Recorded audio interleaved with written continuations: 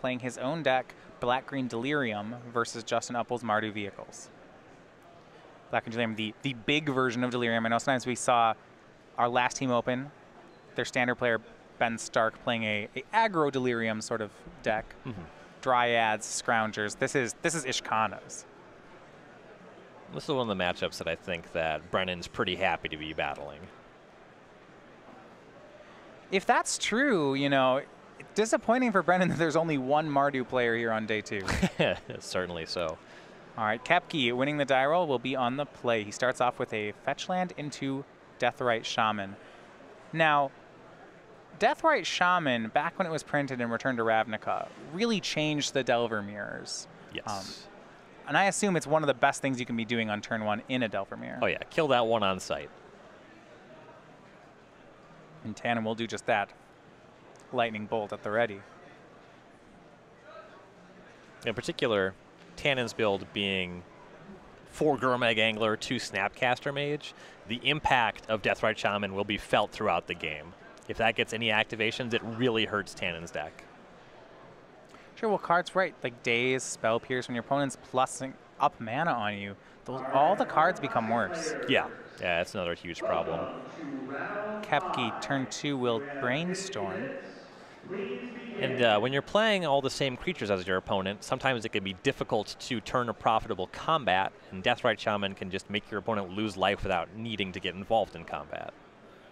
All right, we get our first look over at a hand. Tannen Grace is getting hit by Gitaxian Probe. He has a Wasteland and 2 fetches, Brainstorm, Force of Will, and a Deathrite Shaman of his own. So you actually see last turn he had the option between Deathrite Shaman and Lightning Bolt, and it wasn't even a choice. It was Lightning Bolt. Yeah. And certainly when your opponent already has their own Deathrite Shaman. It's also true that if Koepke has a Daze, dazing the Deathrite Shaman is very significant value. Dazing the Lightning Bolt is more questionable value. Sure. Koepke will draw and then use a fetch land to complete the Brainstorm. Now on Tannen's side, a hand of fetch land, Brainstorm, Force of Will, Deathrite Shaman.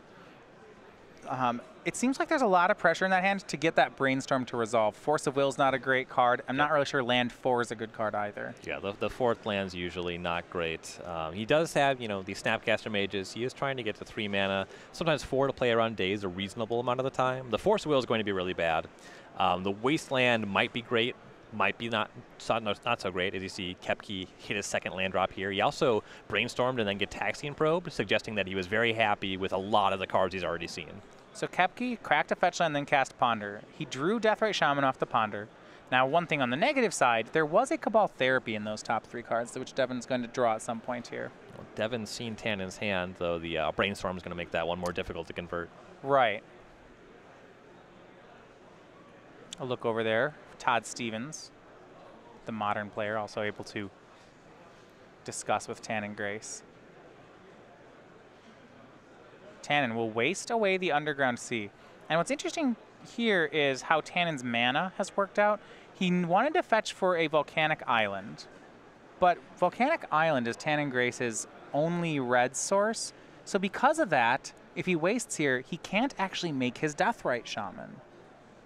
You know, there's no, I guess, Badlands or Taiga or something he could have fetched up that let him Deathrite and Bolt. Yeah, with the Volcanic Island on the battlefield, I think wastelanding there makes a lot of sense. There's a lot of spells that Koepke can only cast with the Underground Sea on the table. It puts him off tempo a little bit, but I don't think it's a huge cost. And if this works out, which you feel like it might when Koepke leads on Brainstorm without making a land drop, the upside's very high. Yeah, so Koepke's going to make that play on his turn. Tannen in response will Brainstorm of his own, and now Koepke's going to fight over Tannen's Brainstorm with Force of Will. Yikes. Well, this is what Koepke saw his hand, right? And he's like, man, your hand needs a Brainstorm. Yeah. And Koepke willing to give away that 2-for-1 to keep Tannen away from it.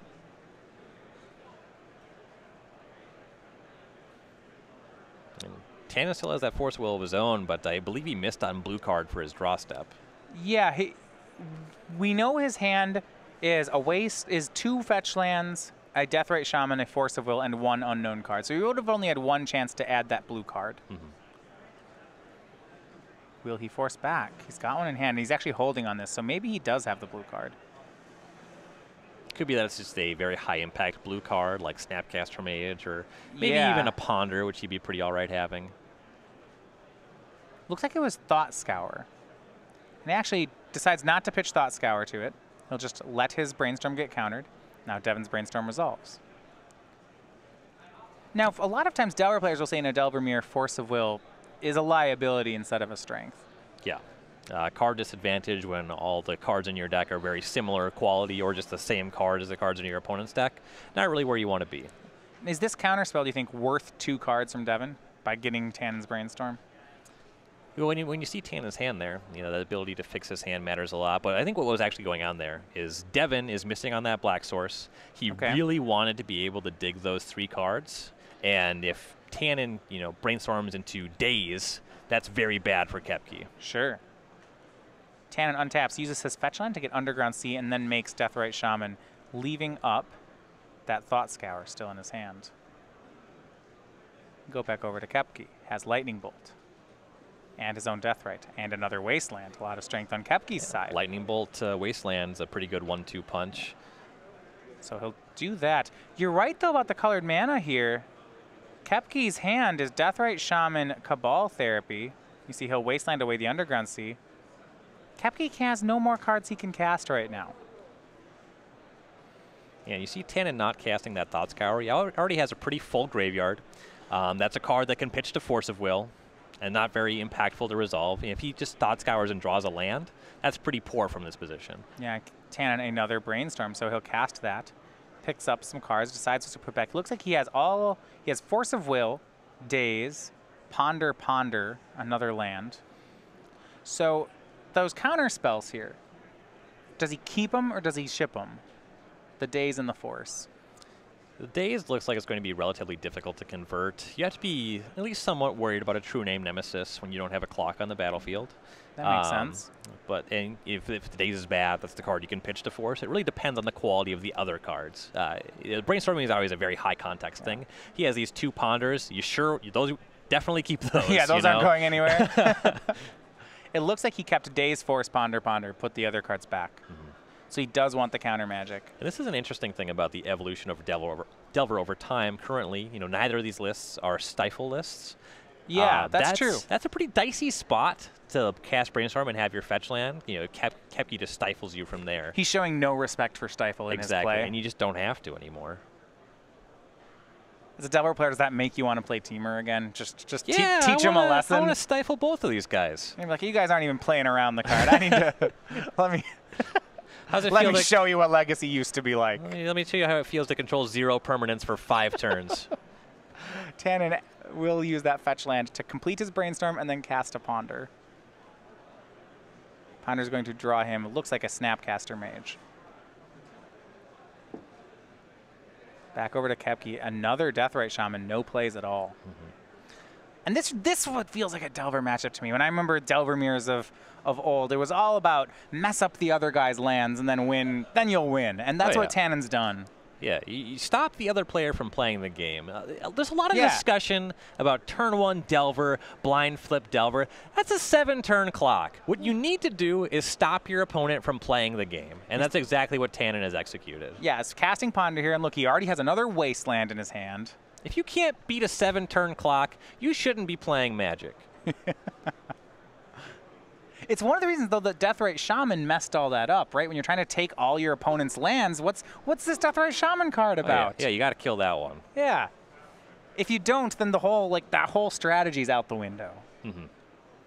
Yeah, Tannen even has Fatal Push as sort of his 5th Lightning Bolt / answer to Shaman. It kills Tarmogoyf as well. First game in, that's the modern match between Baugh and Stevens. Todd Stevens with Eldrazi Tron, up 1-0. Tannen continues with the land destruction, takes Volcanic Island. And the Wasteland there, it's nice. It doesn't take Koepke off color, but it makes it way easier for Tannen to leverage Daze. All right, Koepke's going to get a look at Tannen's hand. It is Thought Scour, Force of Will, Lightning Bolt, and Daze. Tannen's done a great job of controlling mana, but he doesn't actually have a threat yet. Yeah, that is really what he needs to find from here. And Kevin's hand, Devin's hand gets even worse here. So he's now sitting on Cabal Therapy 2 copies of Deathrite Shaman. Those are all uncastable. And then the last card, Force of Will. Yeah. Good combination with those 3 black cards. Yeah, right. A bad card in the matchup and just another uncastable. Yeah. But until Tannen presents a threat, it's not that big of a deal. Here's Thought Scour. It mills Snapcaster Mage in a land. Tannen draws. Draws Spell Pierce. Draws Wasteland. Okay. I like that he's taking all Devin's lands. That's great. That's good. He needs to win at some point. Yeah, he'll figure that out. Yeah, all right. Let's get your last permanent. Here we go. Now this is magic. True Name Nemesis, the draw from Devin. That's turns on Force of Will. Which, there we go. Oh, land. Okay, and Deathrite Shaman. I mean, Tannen's got the Lightning Bolt. They both know it. See, this would be a really nice spot for Stifle. Actually, wait. Koepke might just therapy away that Lightning Bolt. Yeah, why that's not? A reasonable line here. Tannen has picked up a Spell Pierce. He still has Daze. Okay, I mean, we gotta start somewhere. Mm-hmm. Yeah, he'll cast Cabal Therapy. So Tannen can hard cast Daze, hard cast Spell Pierce. I assume one of those will happen. He's not gonna let this resolve. And yeah, 2 mana. He'll censor it. All right, here we go. And you compare censor to Daze, right? They don't make counterspell. They don't make counterspells like they used to. I mean, no. I know censor cycles, but hey, I'm just gonna hold my tongue on that one. I'm very grateful for censor. Censor's a great card, and that's like even the more messed up part. Yes, that censor's good. Yes. And on Tannen's turn, he produced that Deathrite Shaman, but Koepke's able to cast one of his own. Well, some bad news here for Devin Koepke's team. Both his teammates have lost. Justin Uppal losing game 1 to Brendan Decandio. And now Tannen finds the clock he was looking for. He made a Deathrite Shaman last turn, bolted Devin's Shaman, and now Tannen makes Gurmag Angler. Mm-hmm. And Koepke's on a 2-turn clock now. Well, Koepke has Force of Will and True Name Nemesis. I wonder if he has to make that play here. Except he doesn't know about the second Daze in Tannen's hand. I think the Deathrite Shaman's on tap too. He can just cast Spell Pierce. Yeah, it's just like not going to work for a number of reasons. Devin probably goes for it anyway and then just gets blown out. Yeah, it's letting your opponent have a 5/5 when you're on 12. There you go. How would you like to counter this, Tannen? He has Force of Will, Daze, and Spell Pierce. It's a good spot for Spell Pierce, I think. Yeah. All right, so nope. Grace will keep. We're no longer in the spot where Tannen needs to like Spell Pierce a Ponder. Devin just doesn't have time to mess around with that stuff anymore. Devin goes for Deathrite Shaman. Tannen, here's a show of strength. Tannen could Daze. He's got a 5/5. Whatever. Yeah, you can have that. Oh, no. He's going to take all his cards. Daze it. And Devin is going to scoop that up. So a clean sweep for Team Dapper. Grace, Stevens, and Decandio all take their game 1s. Mm-hmm. And now I think this is kind of bad news for Koepke. It looks on the surface like Tannen's upgrade in the sideboard is more significant than Devin's. All right, so when you mentioned that, what is it that makes Tannen's sideboard better here? So the uncounterability of Abrupt Decay is really strong when you're fighting these Deathrite Shaman wars, over Delver of Secrets, Young Pyromancer. Right. The Golgari Charm can also clean up Young Pyromancer entirely, which there are 3 Pyromancers in Koepke's deck. The big find here is Leovold Emissary of Trust. If that enters the battlefield, it's just huge upside for Tannen. Yeah, that card seems great. Now, does something like Liliana the Last Hope have any play here? It's a very good answer to, well, I guess. It doesn't kill Shaman, but it kills Young Pyromancer and Delver of Secrets. I think it's well positioned against Koepke's. It's less good against Tannen's deck, but Tannen's the one that has it. Right, so I do see there's a lot to like there. Mm-hmm. I like the uncounterable Abrupt Decay. Thoughtseize is probably out here. Yeah. The Delver Mirror tends to go particularly long. Discard spells at the top deck, not ideal. In Legacy, you have a bit more control over how that influences your game. You can brainstorm, you can ponder, you can solve these problems. And, there's spots where you do want to have Thoughtseize. So it's a powerful enough effect, not necessarily into it. And we go over to Koepke's side. He has a Vendilion Click, which is reasonable enough, instant speed answer. Grim Lavamancer, which can manage Delvers, Deathrite Shamans. Diabolic Edict has a clean answer to Gurmag Angler. Dark Blast is actually good against Koepke's deck, but kind of weak against Tannen's. He only has Delver of Secrets and technically Snapcaster Mage that get hit by it. Now, so it's kind of Strix medium. is good, right? Yeah, Baleful Strix is great. It'll get involved with anything in combat, replace itself. And Pyroblast is a pretty solid one in the Delver mirror. Kills Delver, fights Counter Wars, counters Brainstorm. Quite powerful card. There's an argument for engineered explosives if you find yourself in a position where they have 2 1-drops and you don't.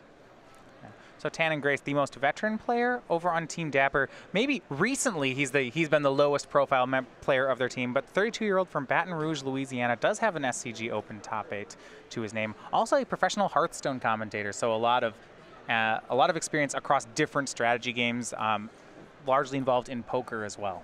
Yeah. Former state champion at golf, high school level I did golf. not know that. He talks about... I am terrible at golf. He's a pretty humble guy. He talks about how he used to golf. I'm actually learning about this championship now. So he's one of those guys like, yeah, I golfed some. And Maybe like, it's you humble. won the high school state championship. That means you're good. It could be humility. It could be that it's 20 years ago and he forgot. You know what? Well, it's the classiness of their team. You know, I learned a couple months ago, you know, Todd Stevens was a walk-on D1 athlete. Yep. You know? Oh, okay. Yeah. But all of them right now up a game. They are both, neither team here has dropped a round. Both of them are 3-0 on Sunday. Awesome. That's going to give here. Yeah, and right now it looks like it's going to go one way. Maybe Jacob Baugh will assemble an infinite combo and still end up drawing the match. That has been known to happen. So over Star City Games, we, as you may have known on pre-releases, we like to mix things up a bit with our creature collections. So when the Hour of Devastation hits in July, the Owl of Devastation is going to hit the shores on this Creature Collections playmat. This is exclusive to participating stores. So you can find out more about this at starcitygames.com/pre-release. It's really excellent art on this mat. That is a very big owl. Reminiscent of Rhymefeather Owl. Yeah. From I like Cold Snap. in the picture in the front. There's these Leonins, these cats on the shore just running away. Yeah. You know how the tides have turned. A bird preying on cats. I do like that imagery. Giant birds are just cool too. Well, was it large birds? They're not really, you know, eagles aren't scared of cats. No, it's the other way around. If you have a small enough cat, a hawk will prey on it. Yeah, my sister has very small dogs. Apparently, they periodically have a bird problem. Gotta watch out, like if it. Yeah, gotta make sure can't let the dog out by itself. You know, the eagles in the area might carry it off. It's a real thing. Devin Koepke on the play, turn 1 Volcanic Island into Delver of Secrets. And I know you're gonna tell me this is not what Delver mirrors are about. It's nice. That thing's gonna die. It's just right. No, he's gonna flip it off days, and then he's gonna run away with the game. That's how you win. It's not. Lightning Bolt on Delver. In Legacy, you have to keep your Delvers in because your deck needs to be very lean, and you're gonna get wastelanded a lot. In Modern, you board them out. Like, Delver is actually pretty bad in the mirror. Yeah. I guess, right, in Legacy, you are a 18-land deck, so you can't really board out your 1-mana cards. Yeah. Because you're playing 18 land. Some of them are wastelands. They can't all even cast Delver. 4 of them are really spells. Like now I'm going to board in my 3-drops. I'm like, no, you're not. Yeah. But it's a really good 3-drop. You're not going to cast that. Like, it is a Ponder from Koepke.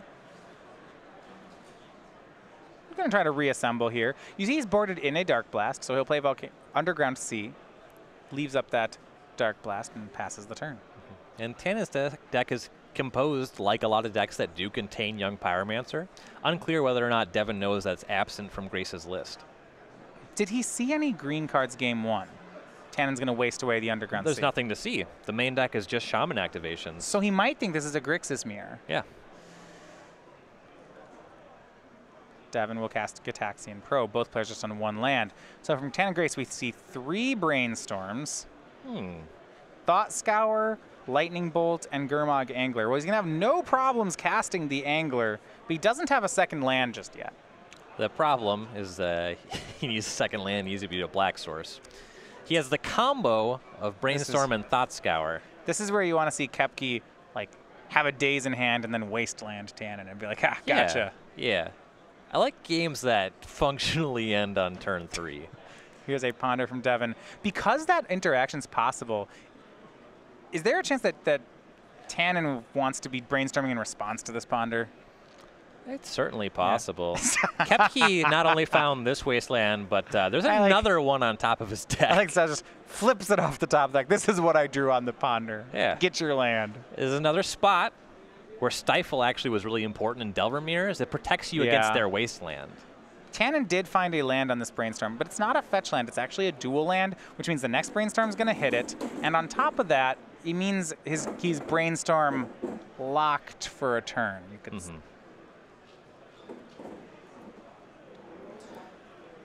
And Grace will not be able to find a basic land because these decks do not play basic lands because basic lands don't cast enough of your spells. You only play like 6 lands that make mana. You can't afford a basic. And Grace is going to get wastelanded again before too long. Now Devin, outside of the wasteland on top of his deck, doesn't have any lands of his own. Now, Tannen could potentially make a really heads-up play and Thought Scour Koepke. The odds that he's just keeping wasteland on top are pretty low, but I mean, that would be huge here. Does Koepke's play represent any sort of knowledge about the next 2 cards? I mean, if he saw top 3 and one of them was wasteland, this was the play, right? If it was wasteland, garbage, he was probably still in. I would be extremely surprised if that's Tannen's play. In fact, he has the option to ponder to find more lands, which is quite powerful. Yeah. He might, I mean, if he's going to scour someone, it would be himself. His next card down isn't a land. And correct me if I'm wrong here, hitting mana-producing lands seems like the only thing that matters. It's the most important thing in the game right now. Yeah, Tannen needs to find some more lands that make mana. All right, so Koepke's going to make Young Pyromancer here. He could have wasted Tannen again, but instead he's going for a creature-based plan. He does have a Gitaxian Probe in hand, so there's value here, but I am interested in this decision. Suppose he figures he sees Tannen's hand. Tannen is just left with cantrips mostly, from what he knows. There's some more cards that were drawn. Yeah, but if Tannen just spends this turn casting cantrips to find more lands, wastelanding is still very impactful in the following turn, and this gives him some board presence. Tannen did Thought Scour himself. Koepke goes for a Gitaxian Probe. So we see Brainstorm, Brainstorm, Ponder, Lightning Bolt, Gurmag Angler, Spell Pierce. And if Tannen is able to find a fetch land or a volcanic island off the top of his deck, Lightning Bolt on the Pyromancer cast Gurmag Angler will be a very nice sequence of events for him.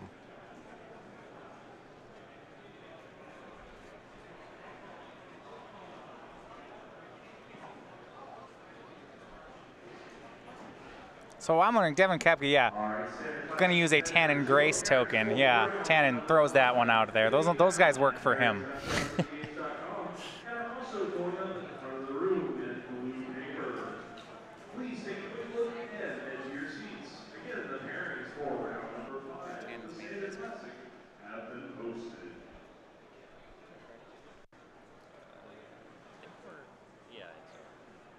All right, so go back over to Tannen Grace. Going to try to hit that next land drop. Plenty of cantrips, Ponder and Brainstorm. He really wants to ponder while he has the time to do that. He'd love to get the Gurmag Angler on the table, but... Here's Ponder. Yeah, I mean, one fetch land and he can do that, right? And he does see a fetch land in the top 3 here. Probably means he's keeping them. Something he has to watch out for. His deck only plays 2 volcanic islands, no other red sources. And one's in the graveyard.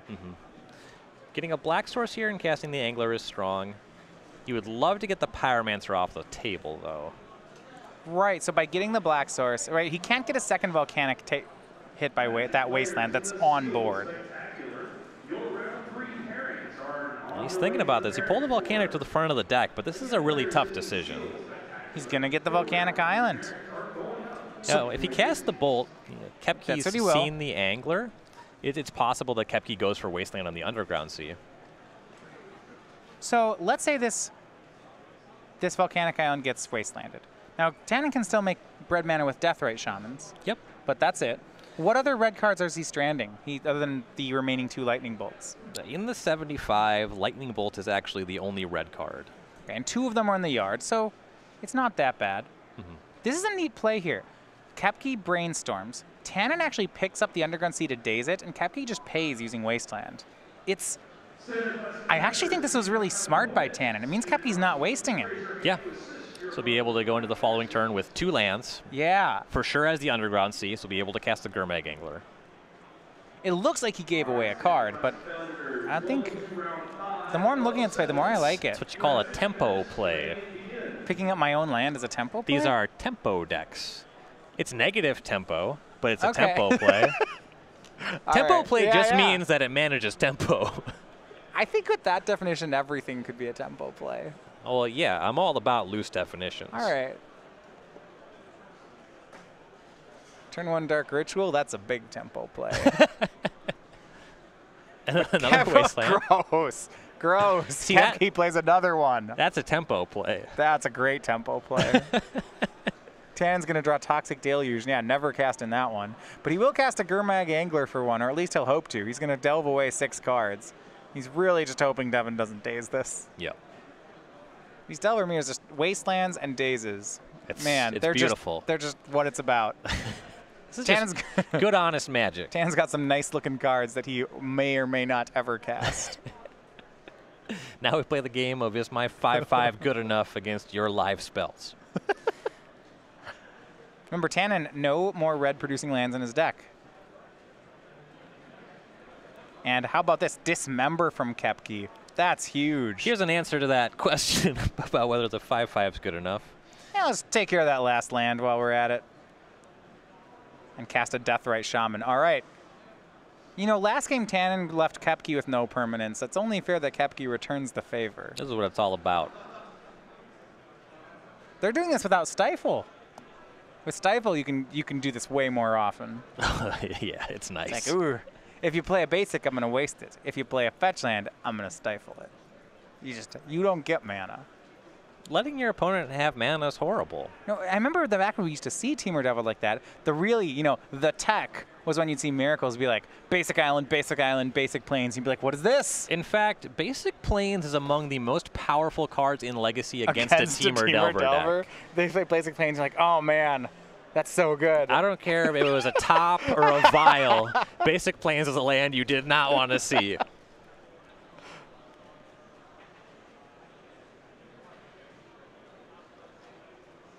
And Devin going to work 3 mana to 0.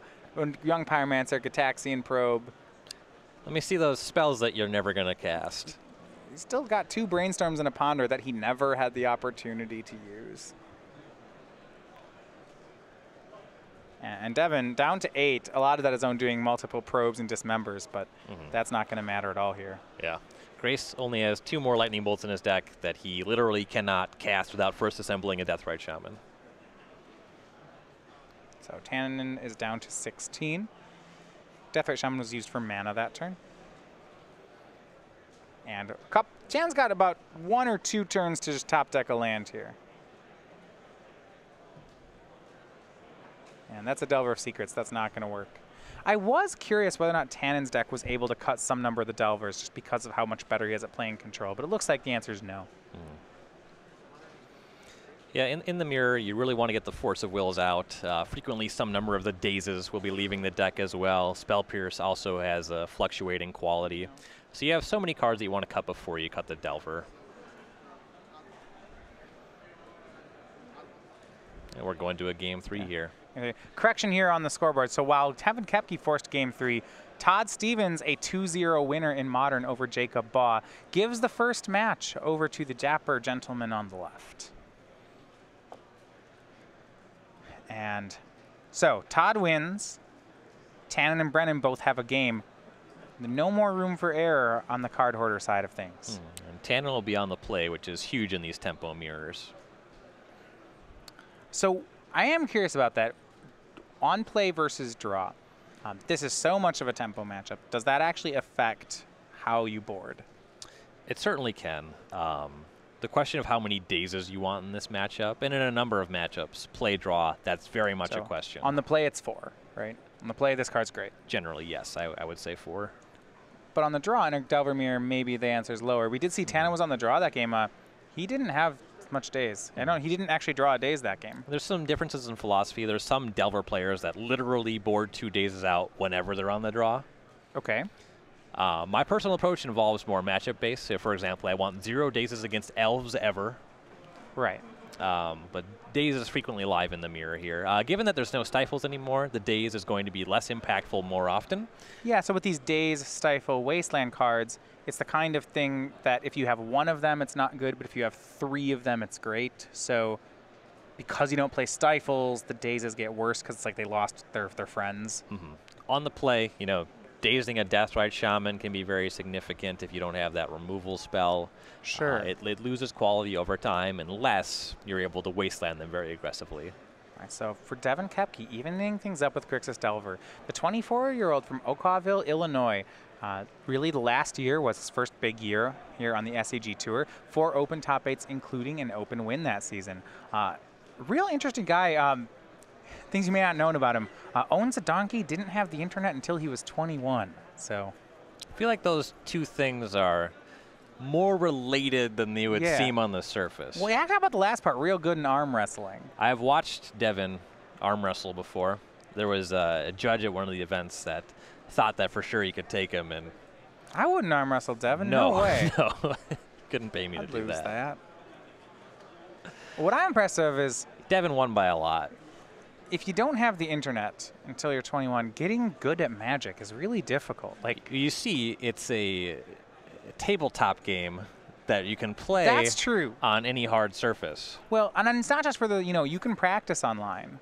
And a lot of the top players in the game you see log huge numbers of online hours practicing. But even just things like deck lists, metagames, one of the biggest things, if you want to talk about legacy, the internet changed legacy. Yes. Before the internet was big, people played a lot of bad decks in Legacy.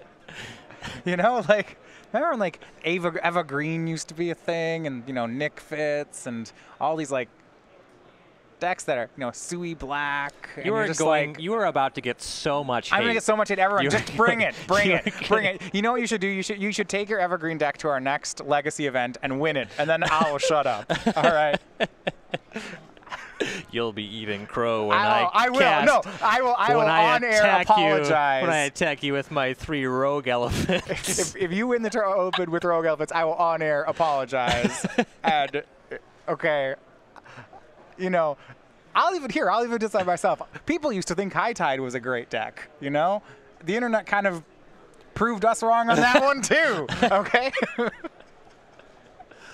Like, I don't really think that anymore. But yeah, I think, people used to talk about, there's that Canadian Threshold deck that was pretty good. And I don't, we got by because without the internet, we didn't realize just how much better it was than some of the other decks people would play. Yeah.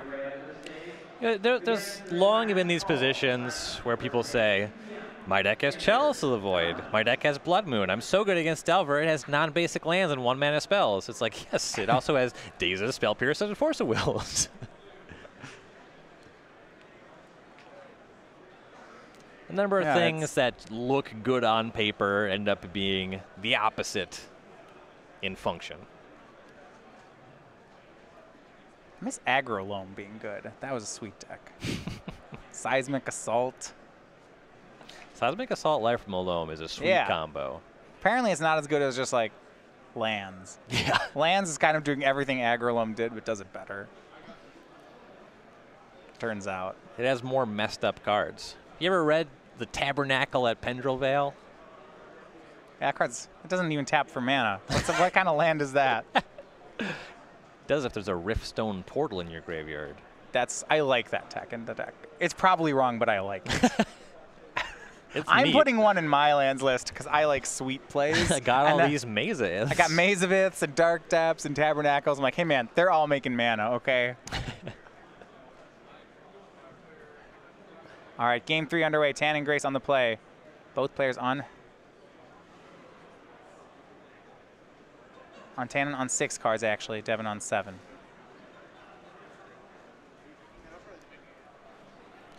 Your opponent has no plays on turn 1. It's very tempting to wasteland them.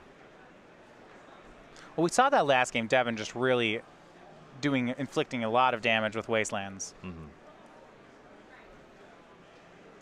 I got how about Sea Stompy? That was a sweet deck. Yeah, Sea Stompy is nice.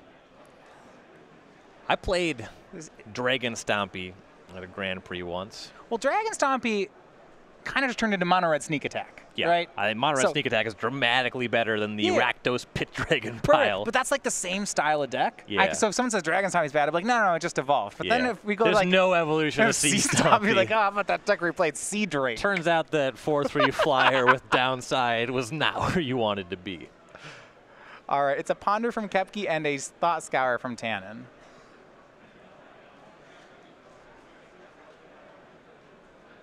Both players with Volcanic Islands. Now, Grace did have a Wasteland in hand, and he'll go ahead and take care of Devon's land, and he passes. And, you know, once again, I think we have a situation where Tannen has a Deathrite Shaman, but because of this awkwardness where he's got... Oh, sounds like the match is over. Okay, so they're here. It looks... Yeah. I think we So may have had, we had we had Brennan Decandio winning game number 2, so the players are going to lay down the cards. I had a brief look at both hands. It looked like a lot of black spells, Yeah, no black mana sources. Tannen's like, guess we'll never know how this one ended. Shucks. You know, that is a thing when looking at Tannen's deck. Volcanic Island is a really awkward land in Tannen's build. Yeah, he just has the 4 Lightning Bolts, and the upside of having Lightning Bolt in your deck is very high.